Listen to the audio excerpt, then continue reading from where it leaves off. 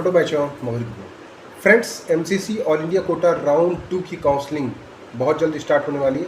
Seat matrix या तो आज शाम तक आ जाएगी या फिर कल सुबह रिफ्लेक्ट हो जाएगी। अब आप में से बहुत सारे बच्चे ये सवाल कर रहे हैं कि सर राउंड 2 की काउंसलिंग में कौन कौन से बच्चे अपीयर हो सकते हैं, स्टेट कोटा के बच्चे अपीयर हो सकते हैं या नहीं हो सकते हैं, क्या कोई चेंजेस हैं। और साथ ही साथ बहुत सारे बच्चों का ये सवाल था कि उनकी रैंक अभी काफ़ी लो है, तो क्या उन्हें राउंड 3 या फिर स्टेट काउंसलिंग का वेट करना चाहिए या फिर अदर कोर्सेज में एडमिशन लेना चाहिए। ये सारी बातें जितने भी related to MCC all India quota round 2 के डाउट हैं वो मैं सारे यहाँ क्लियर करूँगा, जिससे कि कहीं ना कहीं आपको बेनिफिट ज़रूर मिलेगा कि आपको डिसीज़न क्या लेना है, क्या आपको स्टेट से सीट लेनी है या फिर ऑल इंडिया कोटा सीट लेनी है या फिर अदर किसी कोर्स में आपको सीट लेनी है। सबसे पहले एमसीसी ऑल इंडिया कोटा में कौन से बच्चे हैं जो आ सकते हैं। एक वो बच्चे जिनको राउंड 1 में सीटें नहीं मिली, वो डायरेक्ट राउंड 2 की चॉइस फिलिंग में जाएंगे। दूसरे वो बच्चे जिन्हें राउंड 1 में सीट मिल चुकी है लेकिन वो फ्री एग्जिट कर चुके हैं, मीन्स उन्होंने रिपोर्ट नहीं किया, वो भी चले जाएंगे। तीसरे वो बच्चे जिन्हें राउंड 1 में सीट मिली है और उन्होंने ज्वाइन भी कर लिया है और वो आना चाहते हैं और उन्होंने अपग्रेड चूज़ किया है, ऐसे बच्चे भी राउंड 2 में आ सकते हैं।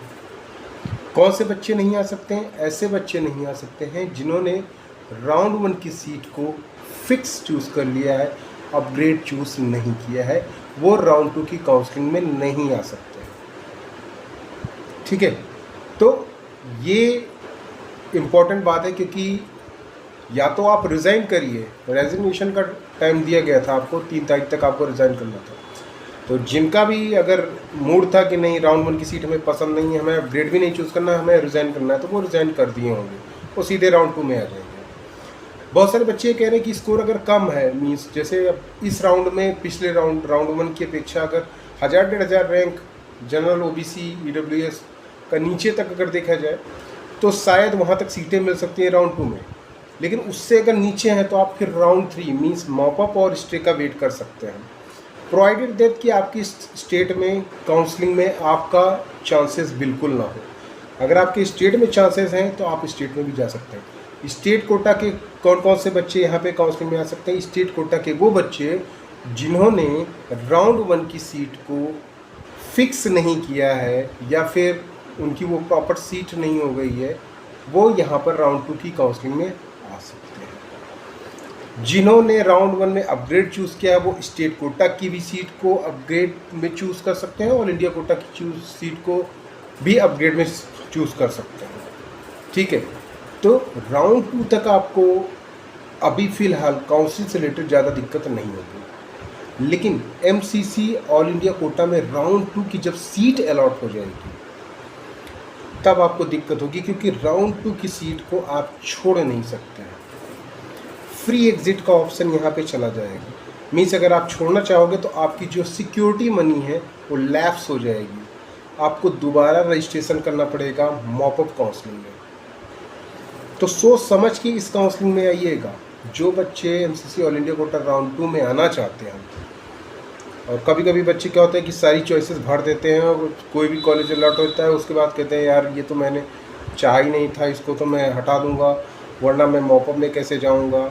या फिर दूसरा ऑप्शन ये होता है कि राउंड 2 की सीट को आप जाके ज्वाइन करिए, ठीक है, उसके बाद राउंड 3 में अपग्रेड चूज़ करिए, ये भी ऑप्शन होता है। लेकिन अब उस बच्चे ने क्या चॉइसेस की हुई है, क्या वो जाना चाहता है नहीं जाना चाहता है, इस तरह की बहुत सारी कंडीशंस होती हैं। तो अब यहाँ पर ये बात ध्यान दे दीजिए कि राउंड 2 में आप सीट को तभी ज्वाइन करिए जब आपको लगता है कि नहीं अगर हमारी सीट अपग्रेड नहीं हुई, ठीक है, तो हम राउंड 2 की सीट को चला सकते हैं। मीन्स चॉइस फिलिंग ऐसे करिएगा कि राउंड 2 की जो सीट है वो आपकी सेकंड नंबर वाली सीट होनी चाहिए, कि भैया फर्स्ट नंबर वाली नहीं मिली मतलब तो हमको कम से कम ये वाली सीट है, ये भी हमारी चॉइस की थी।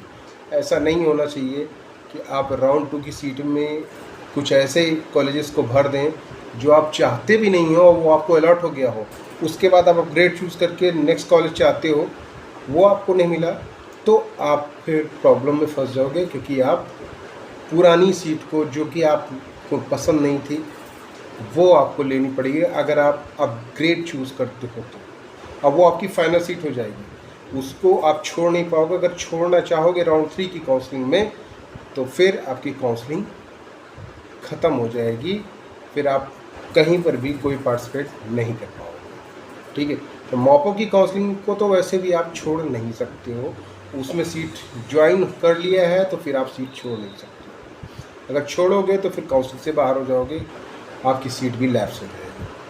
तो यहाँ पर बताने का केवल एक ही मतलब है कि बहुत ही ध्यान से एक एक स्टेप उठा के चॉइस फिलिंग करें, ध्यान से एक एक नंबर के कॉलेजेस को अगर फिलअप करें तो चॉइस करके करें कि हाँ ये अगर कॉलेज मिल जाता है राउंड 2 में, देन हम अपग्रेड कर देंगे, या फिर राउंड मॉपअप में जाएंगे तो फिर कौन सा कॉलेज अपग्रेड करेंगे। क्योंकि मॉपअप तक ही बेसिकली आप लोगों की काउंसलिंग है। जो बच्चे ठीक ठाक स्कोर ला रहे हैं उनकी काउंसलिंग मॉपअप तक है।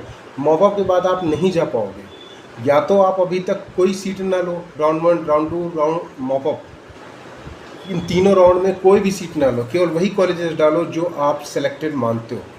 ठीक है, और आपको सीट नहीं अलॉट होती है तो आप स्ट्रेट काउंसलिंग में जाके आप एलिजिबल हो जाओगे। लेकिन इस केस में क्या होगा कि अगर स्ट्रेट काउंसलिंग में आपकी मनपसंद सीट नहीं आई, कम स्कोर पे सीट तो मिल जाती है स्ट्रेट काउंसलिंग में, लेकिन क्या वाकई में आप ही ऐसा अकेले हो जो स्ट्रेट तक जा रहे हो? ऐसे बहुत सारे बच्चे होंगे जो रिस्क लेके वहाँ पे जा रहे होंगे। ये भी बात ध्यान में दे के कैलकुलेटिव डिसीज़न लेना पड़ेगा आपको।